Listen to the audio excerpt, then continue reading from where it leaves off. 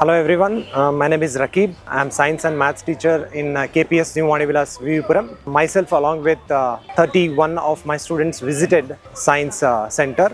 So it was a very interesting and very enjoyable program for children, mainly because in the Param Science Center, children will really enjoy based on light, music, and all the science concepts that they learn in textbook.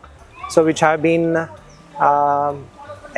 allowed the students to experience in a very huge scale. I mean, even a small model is also a huge sized one, and they can play with that.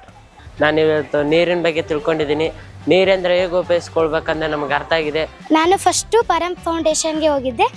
ಅಲ್ಲಿ ನಾನು ಕೆಲವೊಂದಷ್ಟು experiments ಹೇಳಿದರು, ಅದ್ರ ಬಗ್ಗೆ ನಾನೆಲ್ಲ ತಿಳ್ಕೊಂಡೆ.